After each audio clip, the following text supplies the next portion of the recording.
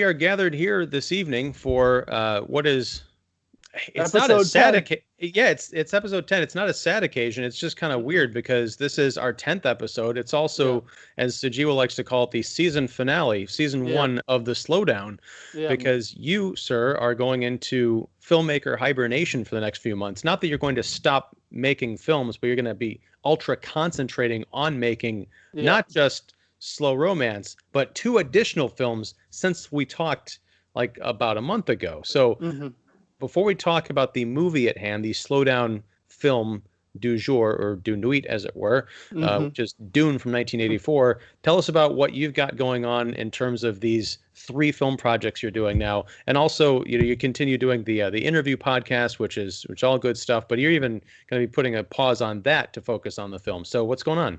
Okay, so the interview podcast, we did 10 episodes, season 1. I'm all for wrapping things up after 10 episodes. Season 1, each season, 10 eps. So I did 10 episodes of that, and that got started because I realized how easy it is to make podcast interviews using Skype, which I learned from Ian. So he's responsible for all my podcasting crimes. And that was great. I talked to 10 of my friends who are into filmmaking, so that's done. This is end of season 1 of the Slowdown, and we'll come back with season 2. So I one of the things I always avoided all my life is getting too into things that are adjacent to film, and reviews, podcasts, whatever. Even working for like someone like Discovery Channel, because then that saps away all your energy that you have for putting into movies, because movies are difficult to make. So you got to have your main energy for that. But so the plan now, last July we showed Werewolf in Chicago, so it's been about a year. So it's time for another movie. We could have shot it earlier, Slow Romance, but because of the COVID shutdown, everything got messed up around. So the new, and we still don't have a vaccine yet. So the new plan is try to do Slow Romance as a 2-person movie, cast and crew of 2. So I'm going to try to play the male lead, and this is the first version. And the actress from the third movie coming up, her Julie McNamara, yoga lady, she's gonna try to play the female character. We're gonna rehearse and try to shoot it, see how it comes out. I discovered an amazing de-aging technology called shaving. So, why didn't someone just tell Scorsese about that? I will, for the right price. I'll enlighten him. He's got some money.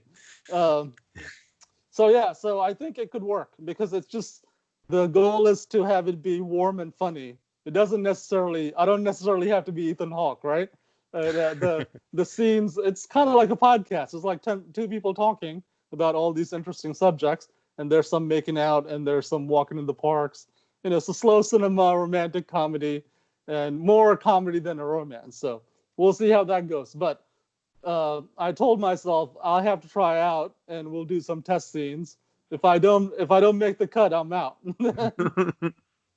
Then I'll try to get other actors. One of the reasons I'm doing it this way is anytime you add a new actor or a crew member to the set right now, you increase the risk of catching COVID by a very high amount, percentage. So Julia and I are gonna test ourselves, and then we're gonna try to stay away from all of the people. My apartment will service the 2 sets that I need for the guy's apartment and the woman's apartment for the movie. So it'll be very interesting. I mean, it'll be shot. The new camera I have is amazing, and it'll look like a regular movie. It'll look better than Before Sunrise. So that's the goal. Was the new camera that Sony that you were showing on YouTube? Yeah. It's the Sony, whatchamacallit, MC88. Here, let me grab it. This is where I come in like, cameras. Yeah, it's actually great. While you're getting that out, I just wanted to take a brief pause to also introduce Mike Crowley from You'll Probably Agree, Oh, yeah. another one of our regulars. I didn't intro you.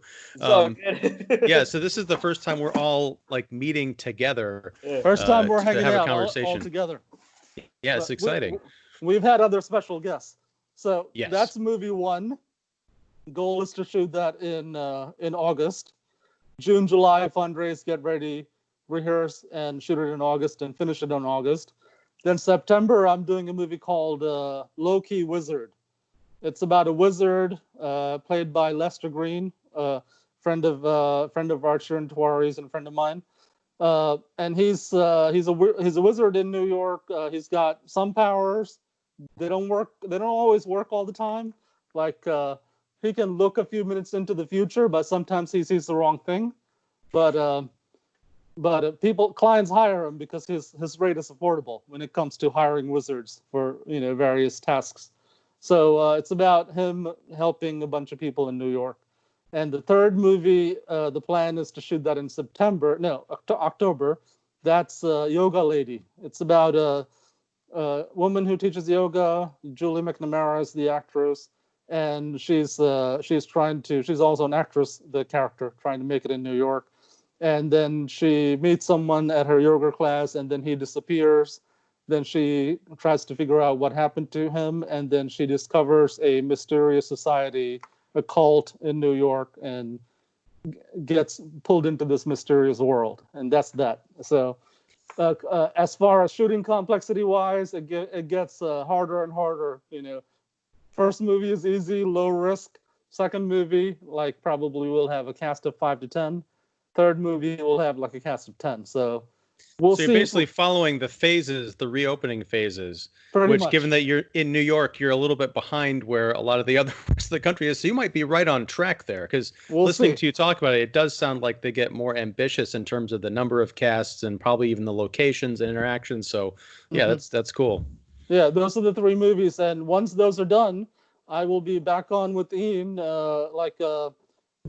Next time I come back, I want to have one of those movies finished when we start doing new podcasts so we can talk about it. The goal is, if we do 10 podcasts and I don't have a new movie out, we take a break and we make a movie. So right. Yeah, that way I don't become just a podcaster and I don't get pulled away from my filmmaking. Just a podcaster? How dare you? Not that that's a bad thing for podcasters. But for filmmakers, it's very easy not to make movies. I can go like a year and a half, 2 years, and I'll be like, oh, when was the last time I made a movie? My record is a movie every 3.5 years, but I like to change that to like 3 or 4 movies a year. With the new technology, and Mike can talk about this, it's possible to do it if properly organized. Yeah, I know I certainly am due for some movie. I got one movie I finished a while ago, but I'm updating it. It's a political thing, and I'm adding coronavirus in it. Awesome. So yeah, stay tuned. Oh, that reminds me. Slow romance, coronavirus has been added. We now don't hide the fact that the story takes place in the coronavirus world. That's why the characters hang out at their houses, because the restaurants are not open. Yeah. Now, I've been thinking about this. I've been thinking about this, how movies in general are going to incorporate this weird several months into narratives.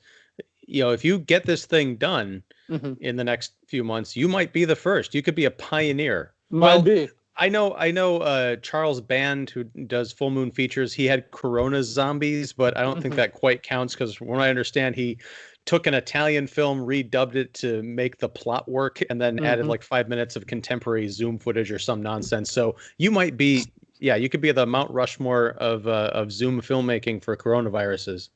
Except we don't use Zoom; it's just shot normally. But we will acknowledge the fact that like there'll be shots of the 2 characters wearing masks. Other than that, we won't talk about it much, but the audience will tell, oh, it's taking place during the time of coronavirus. There will be dialogue that says, oh, we can't go anywhere because the restaurants are closed. Let's hang out at our places.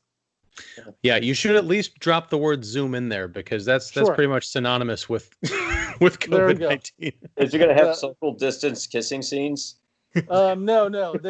I think they figure out that they're not, they're not carriers, or it's not a danger after they hang out a few times, So they kiss, blah, blah, blah.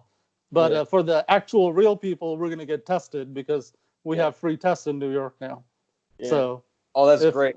Yeah, if it turns out there's a danger of us making the movie, then we'll just shut it down until there's a vaccine. But I think a 2-person feature we could do. I'll have the camera on a tripod when I'm filming myself, and when I'm filming her, I can operate the camera. And for 2 shots, I'll have the camera on a tripod. It was going to be like My Dinner with Andre anyway, like very simple, shots of the 2 characters, one, and then shots of both of them, and then the exterior shots. So it doesn't create too many problems for me, the coronavirus being around. It would have been a lot easier had it not been around, but here we are. I don't want to wait another year or 2 to make the movie. So yeah, that's a global sentiment. Things would have been a lot easier if coronavirus hadn't been around. True. And the new version of the script is almost done. I hope to finish it within a couple of days. Cool. Well, I'd like to see it at some point. Definitely. Well, as soon as the movie is done, I'll send you the screener link. And when the new script is done, I'll send you a few pages so you can get a taste of it. But I think September or October we'll be back doing new episodes. All right. So, Mike, tell me a bit more about this other thing. So it's a political movie that you're updating to recognize COVID. Yes. When did you make it? I made it a while ago. It's called The Snake, and I cut up footage of Donald Trump reciting this song called The Snake that he thought it was a poem because he can't read. And he basically we cut the words that he has to the actions that he's done. And at one point he says, "You bit me with your poisonous bite, and now I'm going to die." Before we cut that with Puerto Rico and threatening North Korea, and his ties with Russia, and sort of showing how he physically killed people and also how he's killing America democratically. But now we're really coronavirus is something that's inescapable, and I didn't want to completely release the film then because I'm like, well, let's see what he does next. And he did the thing. I was waiting for him to do the big thing that was gonna cause a whole lot of heartache, and then it happened. Not that I wanted it to happen, but it certainly is something that I want to use for a reason for people to go out and vote him out this November. Not to get political, but that's what the film is about. So, yeah. 2 questions. Which thing are you referring to specifically? Because there are so many things. Like a thing every month. Like I was worried, like we go to war or have a terrorist attack, or something where there would be massive casualties with him. It turned out it was a pandemic. Okay. Yeah. He mishandled it. Yeah. That's along with lots of other officials. This crisis has shown how unready America is for some certain problems. Well, like sure. You were telling me a few months ago, like it really showed how fragile our infrastructure is, and now it's completely crumbling.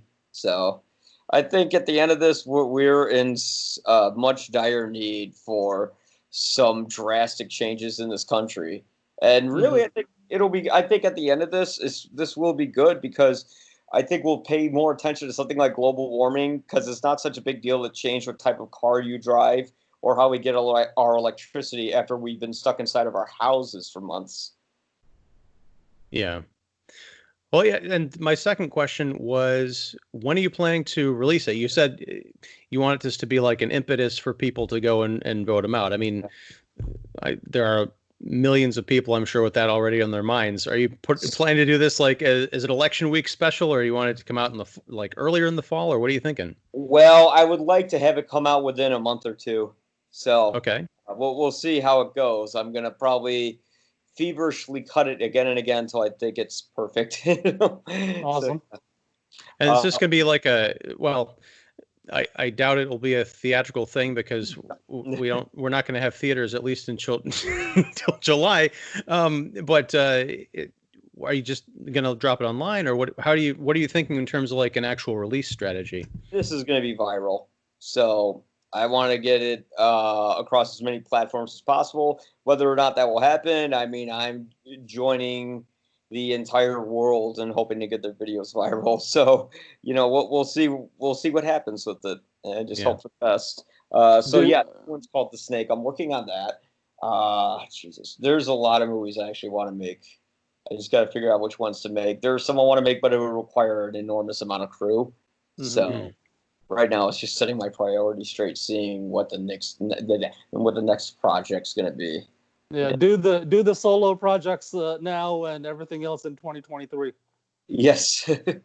When you can hire crew and not have to worry about them possibly dying because of your project. Yes. Luckily, I have 2 people who I work with all the time. I think I got tested a while ago. I was okay.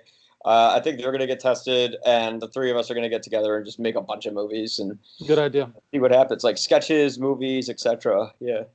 Did you guys see the new Spike Lee movie? I'm going to.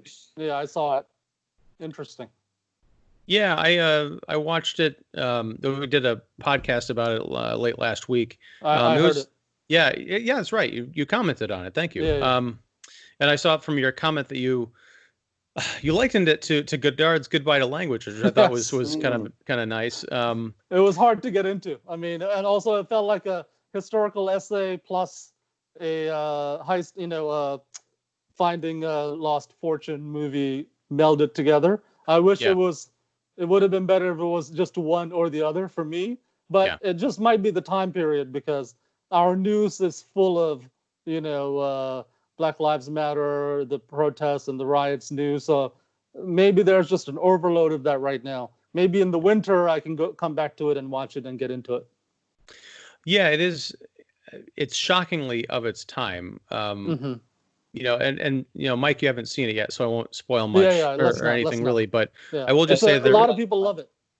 Yeah, I just want to say that it was odd to me that there was a Black Lives Matter full-on segment towards the end of the movie, which up until the killing of George Floyd, and there'd been a couple other incidents in the last couple of months, but his was really the spark that lit the fire that we're experiencing right now.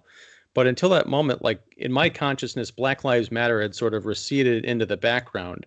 I'd almost forgotten it was a thing, which is an odd thing to say. You'd occasionally see, the odd sign in someone's yard or something like that, but it wasn't, it had a fervor, it had a moment a few years ago. It was really, the thing. And then it sort of receded, and now it's, everywhere again. So to see that in Spike Lee's movie, I just wondered, part of me was like, did he cut this in like a couple of weeks ago or something as an addendum to the film? Or is this something that was very much just on his mind the entire time? And he wanted to help like reignite that in audience's consciousness. I mean, whatever the case, it's definitely a great punctuation to the film. So yeah, this is something that struck me, and I hadn't thought to bring it up on the podcast the other day. But definitely check it out, Mike. Yeah, a lot of people are like saying, I love it, it's great. I'm like, really? It's a very unusual movie. It's tough. For the first 48 minutes I watched, and I just really couldn't get into it because nothing felt real. It's like, as in, because he kept cutting to the historical stuff. Yeah, I couldn't really get into the current story. I'm like, okay, time to take a break. Well, yeah, I mean, he does a lot of that in his movies, especially like his recent work. Yeah. Video essay, I think, is a great way to put it, or at least there's elements of it. I don't think it's a great movie. I think there's as I mentioned, there's a lot of great moments in it, but because a lot of the kind of plot overload, which we won't get into any more than we already have, it just seems like it's there could be 3 movies there, which I would watch any one of those 3. But even at 2.5 hours or whatever, it's still it's a bit much.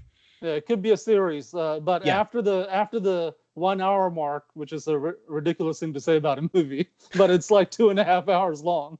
After the 1 hour mark, it gets more streamlined. It becomes more about the present narrative. Before we switch topics, so for season 2, we have to talk about Love Diaz. He has an 8 hour long movie streaming on YouTube now.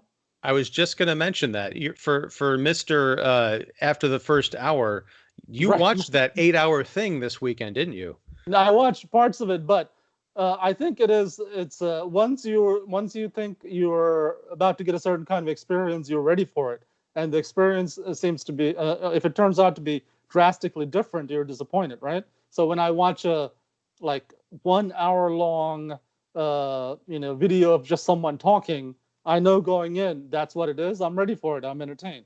Mm-hmm. So when I watch a slow Cinema Love Diaz movie, wide shots, shots going on for 10 minutes at a time, I'm ready for it. But going into The Five Bloods, I thought from the advertising, I thought it was just going to be like either sort of a Vietnam adventure, old timey and also modern day. But it played more like a PBS type history of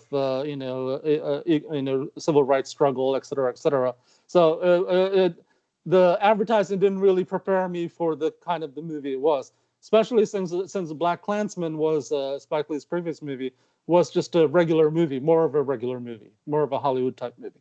So that's the disconnect. But now that I know, in a few months I'll go watch it from start to end, and I may get into it. Yeah, that's and I was saying this on the show I did last week about the movie, is I had that same kind of thing. I have that with a lot of movies, especially longer ones, where when I'm watching it, I'm not sure where it's going.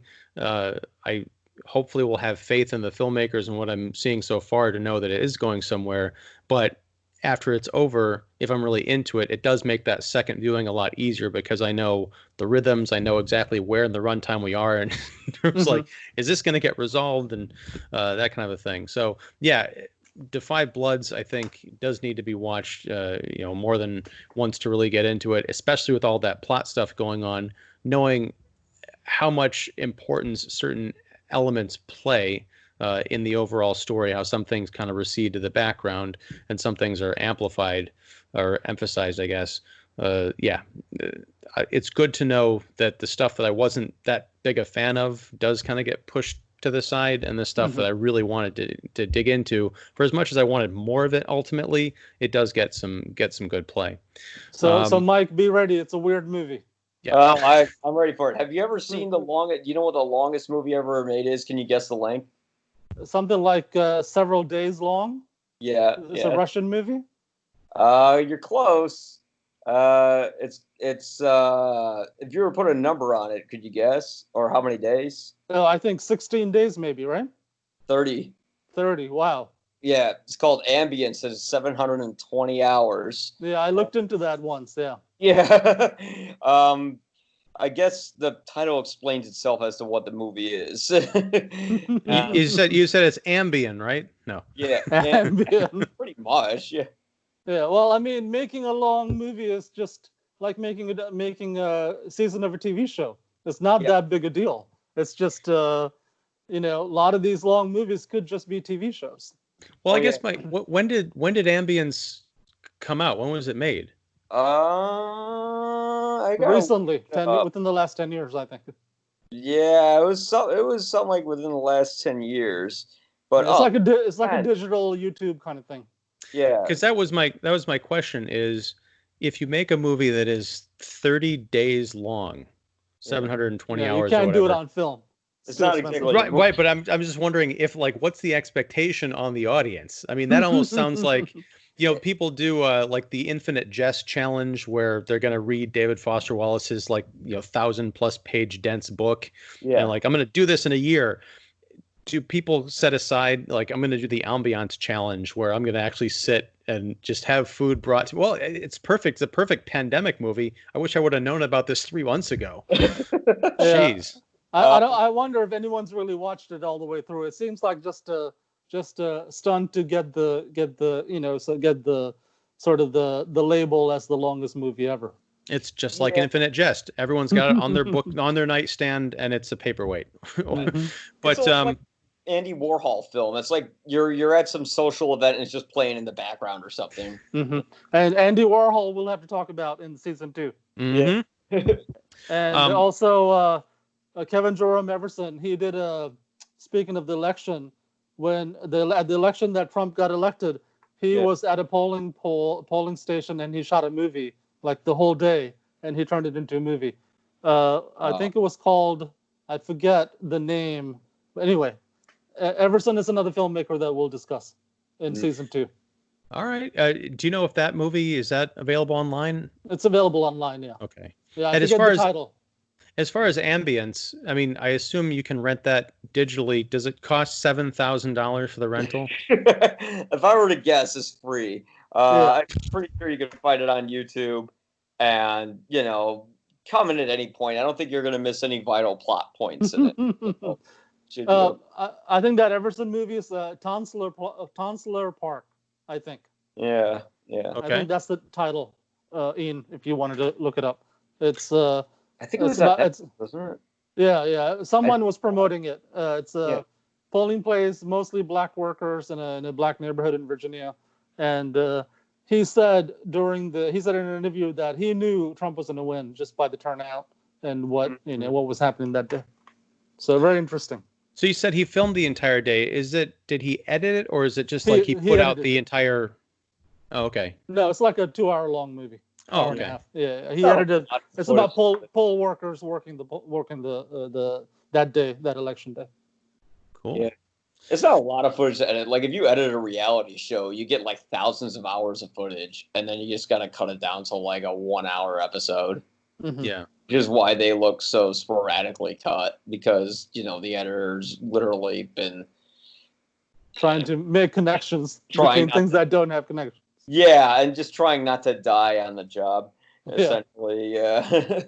I've been catching up on last year's CBS reality series Love Island, and good. I refuse to believe that those are not legitimate connections, reactions. It's just every 1-hour episode is an hour of these people's real lives in their search to find love. Awesome. Just bachelor, yes. Yeah, I died a little inside saying that. All right. Believe that. Whatever makes you feel good, Ian, believe it. Yeah. Let's talk about something that made me feel a lot of things. Good. And that is, how much time do we have? I don't have a clock around me. Like a half hour. Okay, good. Go. We're halfway through the episode, believe it or not. Awesome. Dune. Time goes fast when we hang out with Mike. That's very true. When it's just you and me, it's like, God, kill me. No, I'm kidding. No. Go ahead, Dune. Dune. You survived it. Barely. No, Now, I don't want to say that, I have a lot of respect for Roger Ebert. And I don't want to say that I can use him as like a posthumous human shield, but I did go up and look up on Wikipedia the reaction to Dune as a film after I finished watching it, because I know it's got a cult following. Sujewa, I know you really like this movie. I like it. Yeah, I honestly like it. Not in an ironic way. But I wanted to find out what the sentiment of a critic in the era that it was released was. And he really ripped this thing apart. And during my almost year-long education in slow cinema, I can say that I didn't think that the movie was completely without merit, but I did think it was a mess. I didn't enjoy myself. And yet, I probably will own this thing on Blu-ray at some point. Nice. A lot of complicated feelings to unpack here. Mike, I don't know if I've gotten your reading on Dune.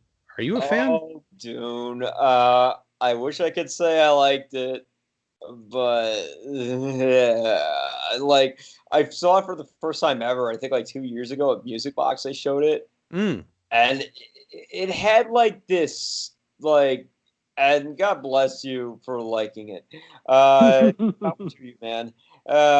But like, it just had this so bad it's good quality to it. Like, you could just tell it was slapped together. Like, if you read about how they made the movie, this thing was made on a whim. David Lynch knew he wasn't going to get final cut on it. And he kind of even said, like, he basically sold his soul to it. He doesn't even want to talk about the movie. And, he referenced it on a show called The Directors, where he says, when you do a movie like that, you die the death, and die you shall. And it's a movie where everything, you could just tell from the internal monologues of the characters trying to explain everything, to just the insane amount of exposition where you think with all this exposition you get what's going on, but you don't, to where it was originally 4 hours long, where you think it would make it better, to 3 hours, where David Lynch said no matter how long the cut is, he just considers the theatrical cut the cut. It's just so, all over the place. Like, they literally, in the middle of a battle, they're going over how Paul, and I can't even remember the characters' names because I couldn't even understand what the hell was going on in the film. What was it? I gotta remember. Paul is the younger main character. Yeah. Yeah, like Kyle MacLachlan. Yeah. Yeah, how he falls in love with Sean Young, and then and then like how they fought for years. It was happening in the middle of this battle sequence, and they're narrating it, and then they go back to the battle sequence. It's like, Jesus. Like, how much coke did they have to give this this fucking thing? I'm sorry. Am I allowed to swear? Yes, sure. It's not the Disney Channel. Okay. Yeah, but yeah, it's just so messy. But at the same time, I'm like, this is some of the funniest shit. I feel like, at one point, Kyle MacLachlan's looking up in the air and his mind says, "Where are my feelings?" Yeah. I'm going, well, that's a good question. Where are they? I wrote that line down. Now, sorry, go ahead. Did you guys read the book? I was just going to ask that of the group. So that I'm guessing if you read the book, I read the book, probably like it a lot more. But if you don't read it, you're like, yeah. So Denis Villeneuve's got the impossible task, like he did with Blade Runner 2049, which I guess I can get into that later. But I'm looking forward to what he's gonna do. No, I think Dune could be a good movie. The new version. I think whoever edited it or however it was shot, wasn't. They weren't able to get all the coverage they needed. You could streamline that story. It's got a good story in the core. It's like, the outsider coming in, fulfilling sort of a prophecy, leading an oppressed group into power, winning battles. But the things I liked I liked the production design. Mm-hmm. The music was great. It just sort of sucks you in. Then you suspend all judgment. You're like, okay, I'm high on the music, and the costumes were good. They made 9,000 costumes for this movie. It looked they're great. made out of like garbage bags or something. Like, I'm not even kidding. I mean, it really worked. I liked the David Lynch art, like how he interpreted the navigators and all the design elements. So it's great. It's like a luxurious thing. It's a weird luxurious thing. It does stand out from most other. Yeah, I will say that. Like, when you see a lot of other sci-fi films, you can really point Dune out. Like, some of the visuals are fantastic, and some of the special effects, even for their time, weren't that good. Like they used the first ever, I think, human sort of form of CGI when they're using the shields and they're fighting each other. Mm-hmm. Yeah, but some looks great. Some of it, but. Yeah, you could definitely see. Actually, I found out the hooks that they put in the worms when they're writing them, those were condoms. So, really? So, yeah. I mean, I'm not surprised with David Lynch because he does a lot of weird stuff. Like, I think with Eraserhead, there's a deleted scene, but it's in the menu on the DVD where there's like this dead cat he dragged around through like toxins or something like that. So it's something he'd do. Yeah, I think Dune is one of my favorite David Lynch movies, even though he himself doesn't like it. I see a lot of David Lynch choices in Dune, like a lot of the things that we see in later work in Twin Peaks, etc. I'm like, yeah, this is very David Lynch. Yeah, like what was that giant talking brain with the vagina mouth? Like, okay, that's a guild navigator. They follow time. Yeah. It's the time traveling machine person of the future. Oh, and the book. Yeah, it's a good book. I read it. I think I read it in like one sitting. Very, very interesting. I mean, he took a lot of ideas from the Middle East and also Asia and created this blend of Buddhism and Islam and created this epic backstory. There's lots of nerds, sci-fi nerds, who are really into Dune, the book, and not many people are into the movie, but certainly the book. It's like a mixture of Greek mythology and it's pre-Star Wars, where it's like Star Wars for adults, because the book came out in like 65, I think. So yeah, It probably influenced George Lucas's thinking also. Yeah, exactly. And I know a lot of filmmakers try to tackle it. Jodorowsky tried to do it. At one point, they wanted to give it to David Lean, and it just kind of fell through, and it didn't happen. But did you guys What did you see? like? Go ahead. Did you see Jodorowsky's Dune? I did. The documentary. I love the part where he finds like David. He's like he has utter defeat when he finds out that David Lynch's movie's going to come out, and he sees the film and he lights up like a Christmas tree. He's like, "It's terrible." Did David Lean shoot some of Dune? I don't think they even got it through the production process. Oh, okay. It's kind of yeah. Yeah. So, Sujewa, so you haven't seen that documentary? I haven't seen it, but I know that it exists. It's one of my favorite documentaries, mostly because it's so cinematic in the way that they present, especially a lot of the concept work, and it's just fascinating the obsessive amount of detail that went into. I mean, they might as well have just made the movie because they did everything leading up to it before it, ultimately fell apart. And I almost, if I'd had time, because I finished watching Dune this afternoon, I would have gone back and watched the documentary just to see how they kind of stack up, because it is an interesting story of how they tried to make this movie a few times. But as far as like the narrative for Dune, yeah, part of my problem with it, one of the many problems, I think, is that it came out in 1984. So Star Wars, even though George Lucas may have been influenced by this, or Herbert might have been influenced by, Joseph Campbell and everything that George Lucas was influenced by. There's a whole lot of Lawrence of Arabia in this.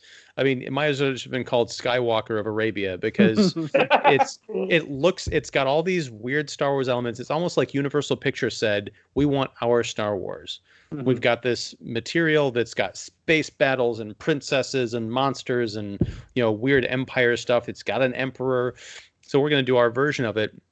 But Mike hit on something very key, I think, which is there's a lot of dialogue that talks about what's going on in a particular scene that seems kind of superfluous, but it also references back to a lot of the exposition dump we get in the first 10 minutes of this movie. I mean, we've got Virginia Madsen delivering a monologue. She's the emperor's daughter. And I'm like, this is fascinating. I wonder what she has to do with the story. And then at the very end of the movie, I was like, what the hell did she have to do with this story? She's not even a character. She's literally like one of Padme's handmaidens from the Phantom Menace, telling us all this information. We don't really know why. So I feel like they shot, and I could be totally wrong about this, but my speculation is they shot a lot of that expositional dialogue and voiceover and stuff after the movie was done, because they're like, it kind of makes sense. Again, maybe if you've read the book or if you've worked on this movie, but anybody walking in cold to the latest big screen space epic from Universal Pictures is going to have no idea what's going on. Yeah, the beginning is a delicate time, remember. So if you just engage with Dune, give it some time. Give it a few years, read the book, come back to it. It made me want to read the book. Mostly because I want to find out if it makes sense, because I assume that, like most well-written and highly regarded movies or books, it doesn't begin or carry itself the way this movie does, which is to tell you. I mean, I thought the opening crawl of, again, the Phantom Menace was convoluted, where they're talking about trade unions and all these different species and races and galaxies and stuff coming together to fight over whatever. But that is literally the first 10 to 20 minutes of this movie, and you have no context for what's going on. You don't remember the characters' names because there's like 500 characters listed in this thing. It's just, I got a sense of what was going on eventually, but at the end, I still didn't really understand why. Like, maybe you can help me unpack this. So go ahead. One interesting thing about the Dune universe is it takes place in our universe in about 10,000 years from now. Yeah. So there's been many Dune books, and they refer back to how, and Earth doesn't really, the galactic civilization, came from Earth, but by the time these stories are happening, Earth is not a significant, a significant world anymore. It's like it's like, I don't know, New Hampshire or whatever, right? It's like where the colonists landed, but it's like a like a museum or whatever.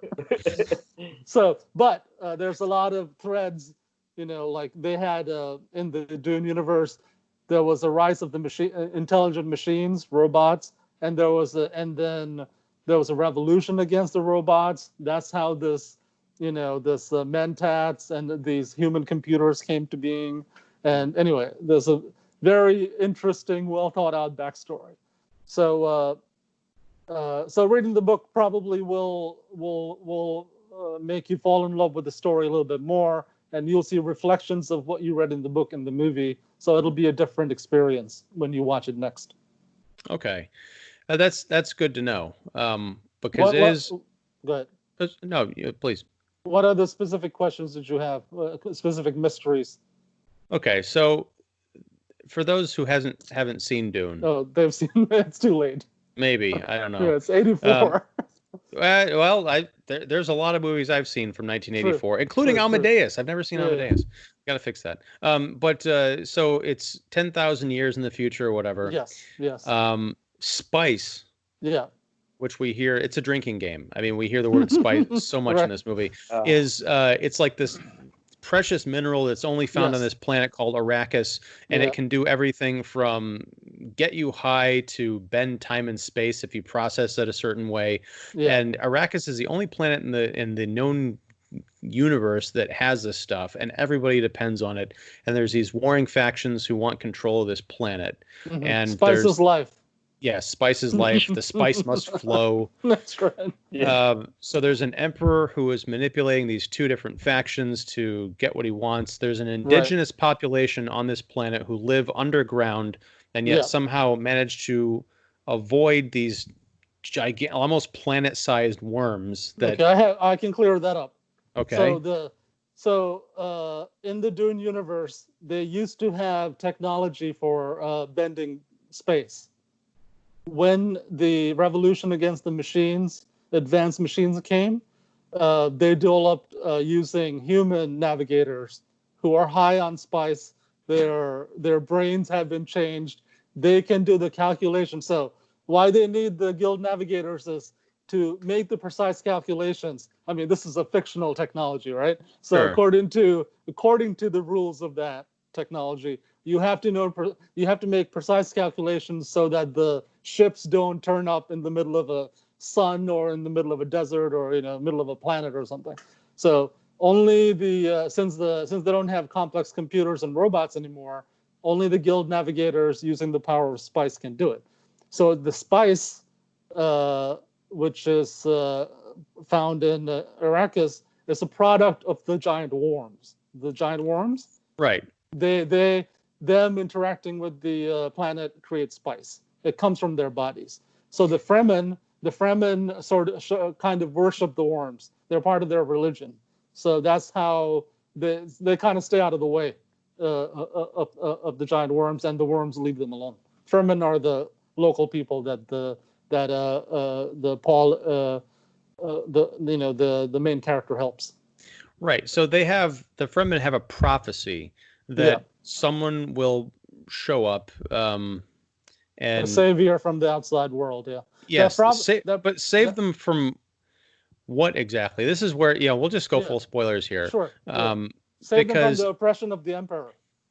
Right, but their version, this is what I gather, because the whole thing is like it's never rained on Arrakis. It's a completely dry planet. Mm-hmm. People have to bring their own water. They have these special suits that recycle perspiration and feces and urine through these cool little packs. I like the details of the technology and the set design and all that stuff. That was really fascinating to me. But my question is, at the end of the film, they make it rain on Arrakis.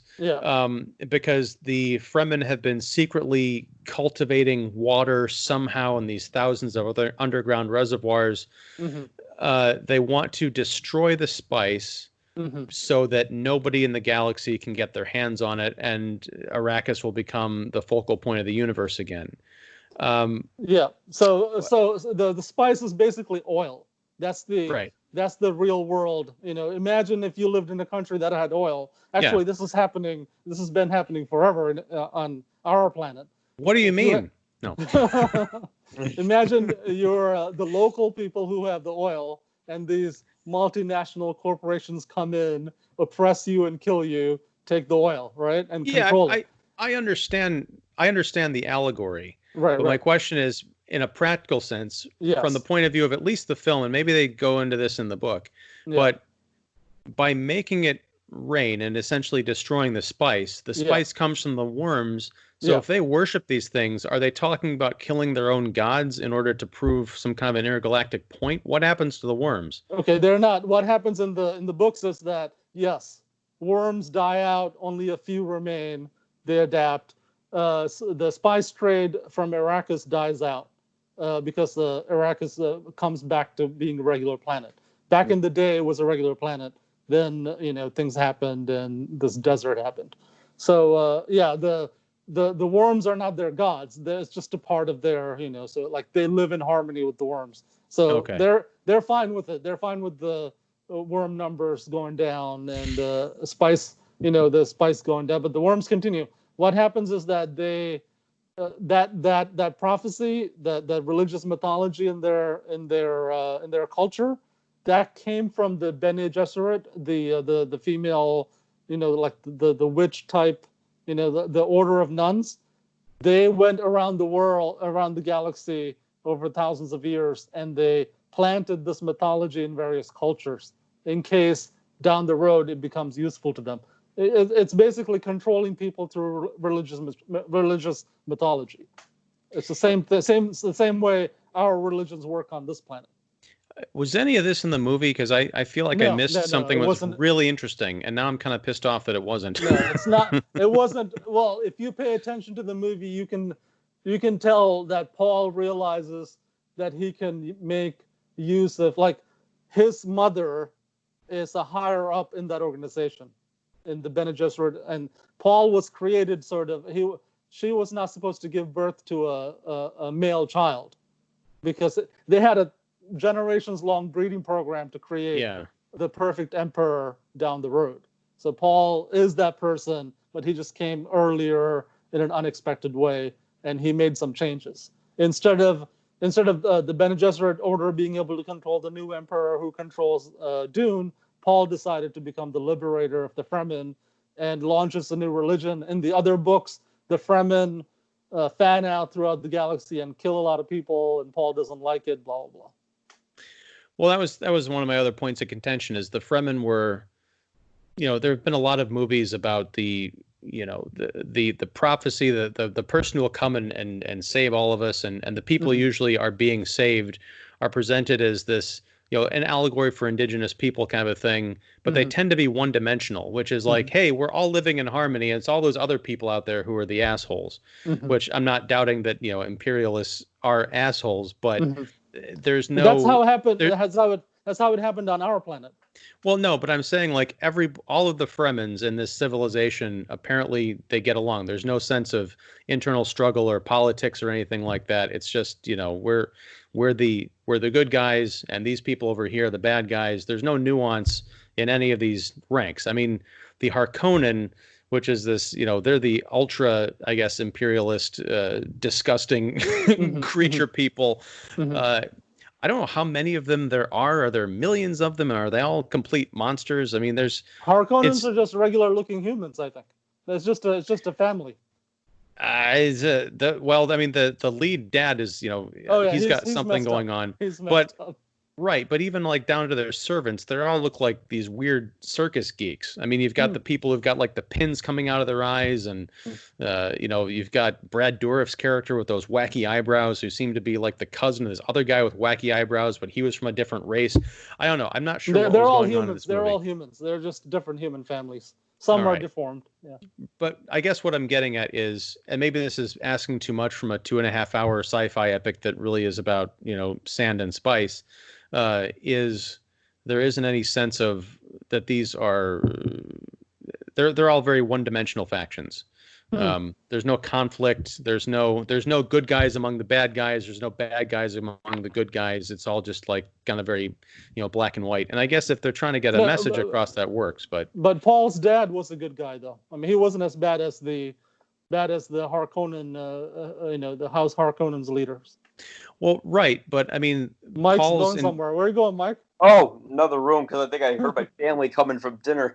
Oh, no, it's very interesting visuals. I like that. It's kind of a strobe effect. Yeah. But no, I mean, but that's the thing is, even with Paul's family, and they are another breed of, I guess, imperialist folks. Yeah, they are. But I never got the sense from any of them. Yeah, they're very militaristic, but they all seem to have this sort of inherent dignity, as if they were fighting over this, bit of property, but they didn't quite understand. I mean, I don't think any of them had. Well, they'd had some interaction with the Fremen. I know that Max von Sydow's character was sort of, I don't know, an emissary or something. Again, this is all getting very confusing. And he's the Fremen. He's the Fremen who works with whoever's in power. But secretly, he's a double agent. Secretly, he's working for the Fremen. Right. But what I'm saying is, among what was Paul's people? Who were they? What was their last name? Atreides or something? Yeah, Atreides or whatever. House Atreides or whatever. Right. Something like that, yeah. But there were no mustache twirlers or people like executing people among those ranks. They seemed like they were the good guys. They were the good guys, even though they were also a group of imperialists. Yes. So that's kind of my point. Well, I mean, most sci-fi epics, you have good and bad. It's very simple. It's not a very nuanced political. When like in the early Star Wars movies, the first three, you have clear good and clear bad. So, right, but the original Star Wars was not 2.5 hours long. I mean, this true. Star Wars was a reaction. George Lucas has said Star Wars was a reaction to the Vietnam War. In terms of like sort of resetting a cultural mood of putting out something that's like hopeful and escapism and a throwback to a different time. Yeah, like this movie. This movie Dune feels like. And again, it's kind of a mess. And I don't know if the novel had these kind of underlying political themes. Maybe it did. But it feels like it very much, it does have something on its mind. It is a message movie. And I'm kind of okay with message movies as long as I can somewhat relate to the idea that these messages are supposed to relate to people. And people are messy. They're not all black and white. I understand what you're saying, but this film feels like it should be smarter and more nuanced than it is, especially because it's got so much breathing room within 2.5 hours. But that's just me. Yeah, no, it's a lot of people think Dune can't really work as a 2 or 3 hour movie because there's so much in the books. So a lot of, I think it would work better as a miniseries. You could go into various things and build up.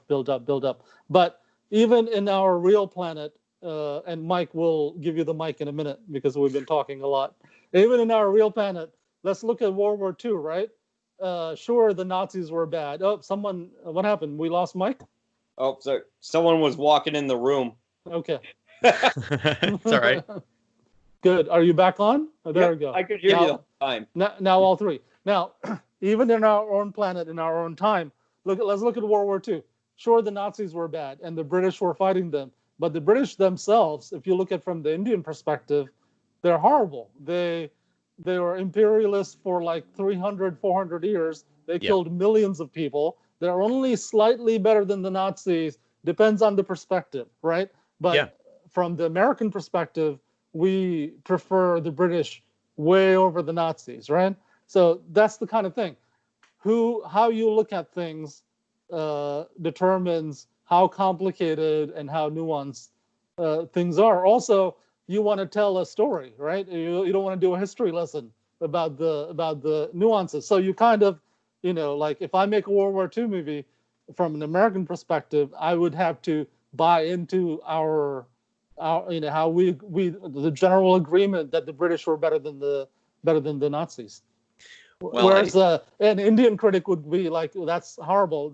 The British were just only slightly better. They're not by any means, the complete opposite of the Nazis.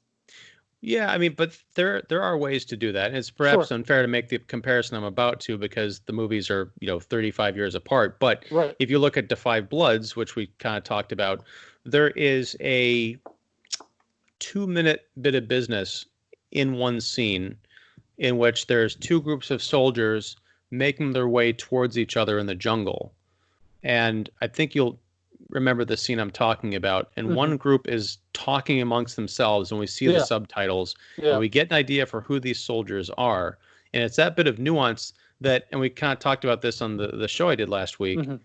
It's not a perspective that we really see in American movies about Vietnam. And that's just a 2-minute bit of business in another 2.5-hour movie that explains so much about the director's point of view and what he's trying to elicit from the audience as far as like, have you really thought about, what the quote unquote enemy thought about us, or they were actual people with lives and everything.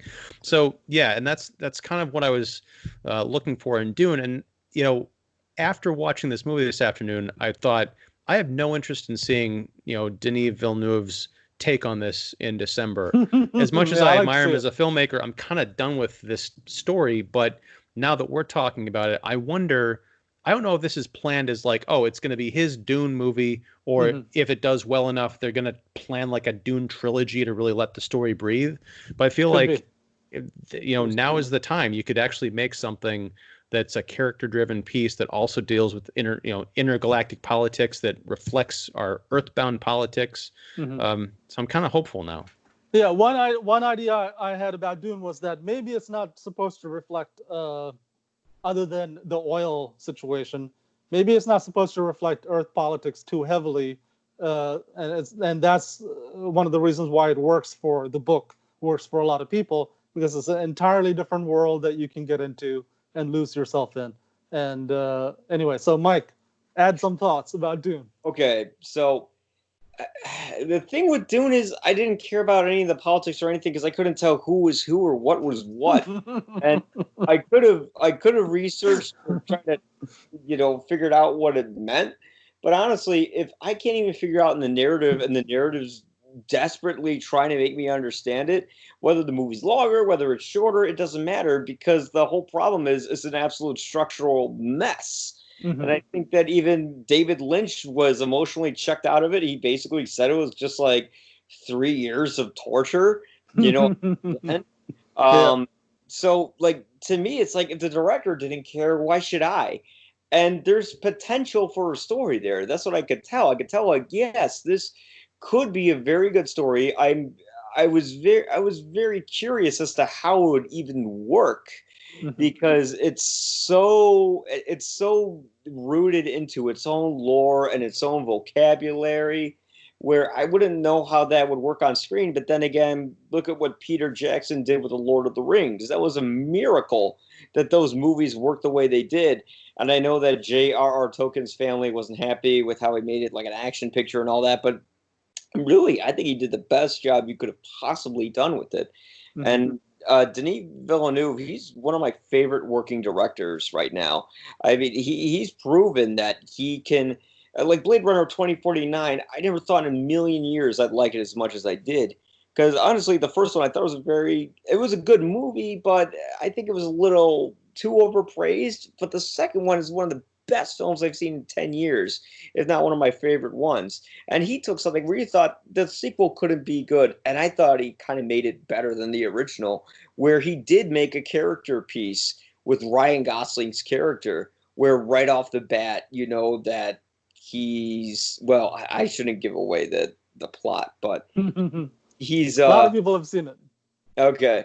Well, when you find out, I guess I can give it away. So at the 106.58 mark, you find out that Ryan Gosling's a replicant. So right away, it turns everything on its head, and you wonder where this is going to go, and what it means to be human and all. It took all those existential themes that didn't really seem prevalent with Harrison Ford's character, who was just kind of like this sad drunk guy who semi-rapes Sean Young in it.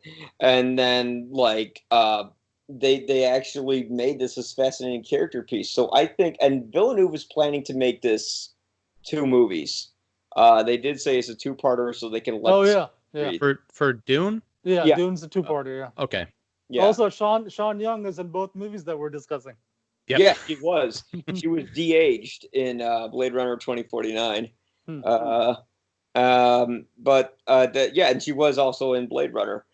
She was very popular in the 80s and kind of had some problems and got herself blacklisted. And but I think Villeneuve, if there's someone who could reboot stuff, Denis Villeneuve is like the intellectual version of J.J. Abrams, where J.J. Abrams makes the very baseline sort of appeal to the general masses reboot of a franchise, of a film, right? Where Denis Villeneuve, he can create a sequel or a reboot, but it's very complicated, yet it appeals to a large audience of people. And I'm really surprised that is it Warner Brothers who's producing it, I believe? That they're, I could be wrong, but whoever is distributing the film, I'm surprised they're letting Villeneuve do this film still, considering how Blade Runner 2049 completely bombed. But I guess they still believe in his vision as a director, and they think he can pull it off. He said he is going to make it like Star Wars, where it's going to be like Star Wars for adults. And I think what he'll be able to do is make sense. If he can pull off another miracle, he can make sense of the intricacies of that world. Where, you know, as you guys are talking about it, I was like, wait, who are the robot people? Who's this? Who's Hey, did you guys Timothy Chalamet, who's going to be playing Paul, then it could be special. But did you guys see these? Maybe you haven't. After the David Lynch movie, there was a TV special recently in the 2000s. Sci-Fi Channel, of Dune, right? Now that simplifies the story, and it was pretty good. It doesn't have the dreamy, wild quality that I like about David Lynch's Dune. I still prefer Lynch's Dune. But if you watch the Sci-Fi Channel series, telling of the Dune story, it's much simpler. They set it up in a way that's you can follow in a much simpler way. Does it feel like a Sci-Fi Channel film though? Like, is it kind of corny or? No, it feels good. I mean, it doesn't have the same budget for visual effects. You can tell, but the acting is decent. The story is decent. So you might, or just wait till the new Dune movie comes out. I'm sure Ian will check it out, even though he says he won't. Well, no, I said I wasn't going to. I didn't have any interest after watching Dune this afternoon, but I've kind of come around thanks to this conversation. So what I'm thinking of is, well, I don't know. It's supposed to come out in December still. I don't know where the hell we'll be as a movie-going public, as a country, as a whatever. But if there's a way that we can all see it this December, I propose we come back here and talk about Dune. Yeah, Dune, the new Dune movie. Sure. Why not? Come out in December. That's why I saw something about that this weekend. Yeah, they're talking about it. So it's supposed to come out in December, I think. Yeah, which was because I think the original Dune also came out in December in 1984. So we'll see. That movie, I was reading on Wikipedia, it cost between $40 and $47 million to make, and it made 39. Well, it was although it was a huge box office failure, it was the most amount of money David Lynch made on a movie because he makes like very small budget films. And go ahead. No, I was going to say that's great because if you can take the money and run and then go back to like, you know what, forget you guys, I'm going to go make Blue Velvet and Twin Peaks, and I'm just going to do my own thing with all this FU money from Universal. It's like hot shit in his days because like they approached him for Return of the Jedi before this, and I don't know if you've ever seen the video of David talking about that story doing Return of the Jedi.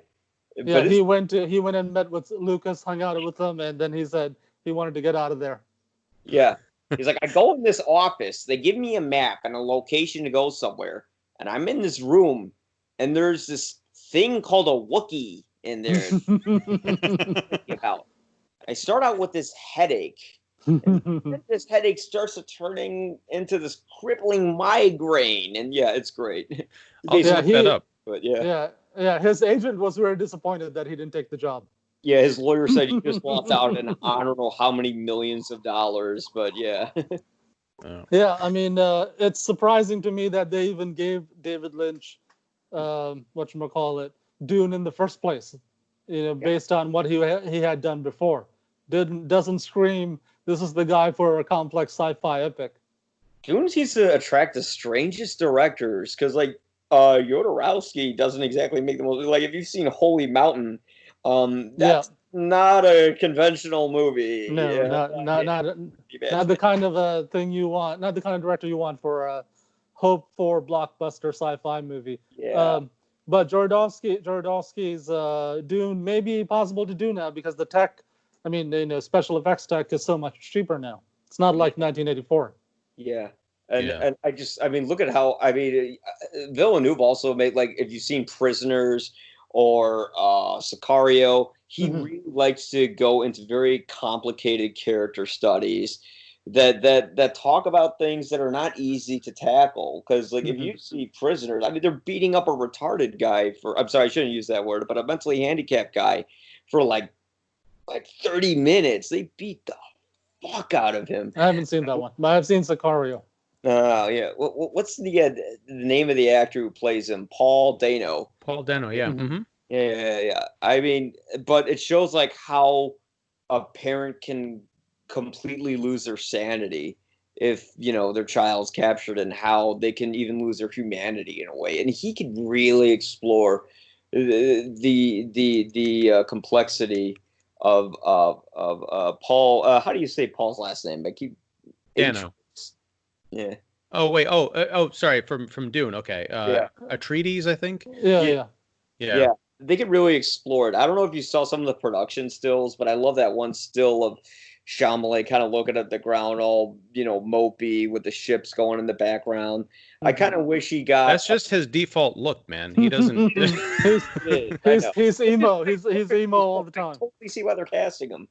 I can see it. Well, that was the other reason I was kind of not excited about seeing the remake of Dune after watching this, because, Kyle MacLachlan is just the most like mannequined. He's a fine actor and everything, I guess now, sort of, maybe, but I was just so bored watching him. I'm like, yeah, it makes sense that they'd cast Timothée Chalamet to be this guy in the remake, and no thanks. One thing that I find interesting is there's never been a huge protest. Maybe there will be when Dune comes out, because we're living in a different time period now. And the age of protest? No. There's never been a huge protest about taking so many elements from Islam and Arabic cultures and putting it into an American sci-fi story, because a lot of the term jihad is in there. Lots of terms from Islam are in the Dune book and in the Dune movies. I assume the new version of Dune will have that also. So let's see. That'll be interesting. Yeah. Well, when Dune originally came out, I guess critics thought it was one of the most homophobic movies that they ever saw, because of the way that they were displaying the Baron and how he's, this obese, disgusting person, and he's hitting on guys, and they all thought it was like this horrible depiction of homosexuality, which, I guess I could see where they're coming from with that, but I don't think that was David Lynch's intent. But yeah, I don't think so. Maybe that's in the book. I don't even recall if that was in the book. Maybe that was in the book. I'm not sure. Yeah, I don't recall that part. Yeah. Mike, are you? It strikes me as odd that critics in 1984 would be really up in arms over a movie with the negative depiction of homosexuality. I don't feel like people were as woke as they were 35 years ago. No, I was surprised by that too when I read that, but apparently that was a thing. Like they were like really offended by that. Well, I think that was the AIDS crisis was happening. Yeah, I think that makes sense. That a lot of people were a lot of the mainstream people were waking up to how the government was ignoring the gay population, and people are dying in large numbers. Yeah, they might have been sensitive to it back then. But if I'm correct, the Baron, he became obese and floated around, because I was checking my notes on IMDb because I cheat, and I guess he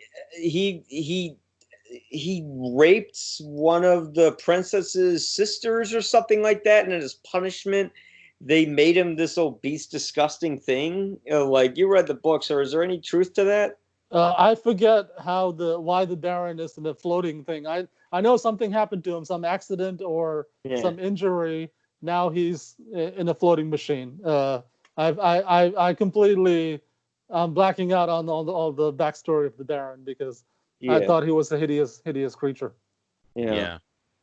Well, that's probably a good note, hideous creatures, to end the discussion. Any final thoughts on Dune before we go? I thought it's an interesting story, even though it hasn't been told on film in a way that satisfies most American moviegoers. But obviously it's interesting enough that people keep trying. Risking a lot of money, risking a lot of stars. So let's see how the next one goes. Definitely. It has potential. Like, I saw it and I'm like, yeah, this is horribly told, but I can tell, like, if the source material is so beloved, I feel like there's something there that's missing, which is everything in that movie. No.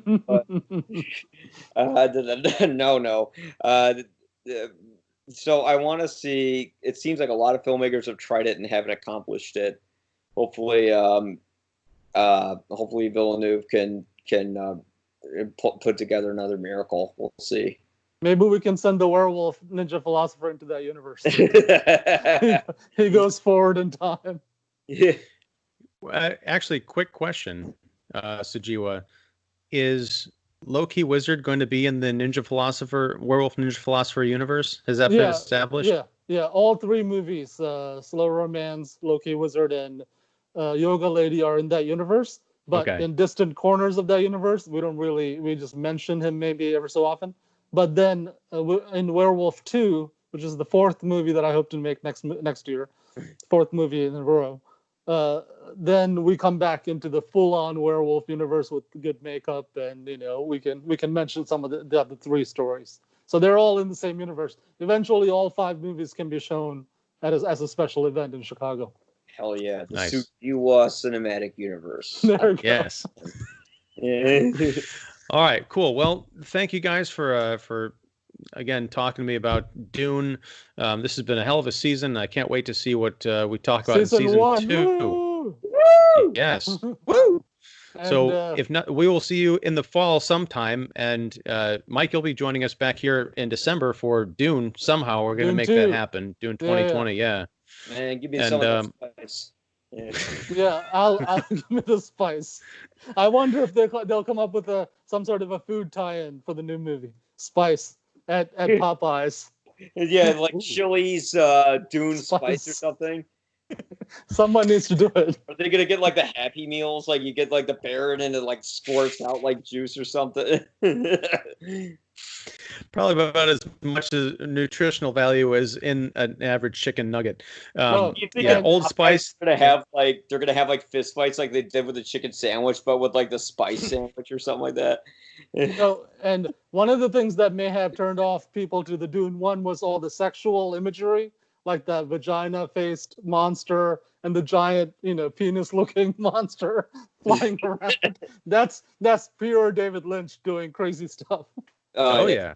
I don't think we'll see a lot of that. I was shocked. I was shocked by the knife going up through Sting's, but we didn't even talk about Sting, mostly because he was in the movie for all of 10 minutes. He was like the Boba Fett of this movie. Mike's trying to get in that shape to look like Sting for the remake. I'm gonna take my shirt off. No. What do you want to say about Sting? It was just kind of shocking, that moment, when he dies. You pan down or up, I can't remember, to see the knife going through his neck, and you can kind of see it up in his mouth. Like that was pretty shocking for what was going to be like a family sci-fi adventure. Yeah. Also, I like the weapon, using the voice as the weapon. Wasn't that cool? It was That's right. It was a neat idea, but yeah, Mike, you had it exactly on point. During so many of these scenes, I was like, okay, this is where they're cutting budget corners, because I can't have lasers going out of all these guns, so they just literally just point and shoot and make a sound with your voice, and then make a fake recoil. I'm like, this is bargain basement stuff. Like the concept. Yeah, Villeneuve can do something with it, maybe. The voice as the weapon is from the book. That's in the book. Yeah. There's an actual real weapon like that too that uses noise. They're working on that. Yeah. They have some crowd control weapons like that. Mm-hmm. Yeah, watch out. Next time we do the show, we'll have those weapons, each of us. Anyone says anything bad about your movie. That's right. We'll roll that out at the next screening. You know what I would like to see? Like a cheap, fun, bad remake of Dune, right? Like some homemade Dune. Kids, you know. I think it was called Dune. I'm just kidding. That's how a lot of people see it, but I like to see like a Sweden version of Dune. Yeah. Bunch of people in their backyard creating Dune. That would be awesome. Honestly, if Villeneuve pulls this off and becomes a cultural phenomenon, maybe I guarantee there's gonna be like hundreds of YouTube videos of people paying homage to it. Right. So yeah. Your dreams may come true. All right. Well, I'm really going to wrap it up here, guys. So thanks again, and we'll be back. Sujewa, when do you think we're going to talk next? Is it like October, November? What are you thinking? September. Okay. Yeah. Cool. Yeah, it's only a couple of months. Yeah. And I'll send you links to things that we can check out and to prep for season 2. Awesome. Slow cinema, art house, foreign, whatever. Cool. All right. Thanks, guys. Talk to you soon. Yep. Great. Good night. Thanks so much. Good night. Thanks for having me on. And of course. Long live the fighters. Yes. Long live the spice. The spice controls the universe. That's right. Keep the spice flowing. Yeah. Buffalo Wild Wings spice special. All right. Night, guys. All right. See you guys.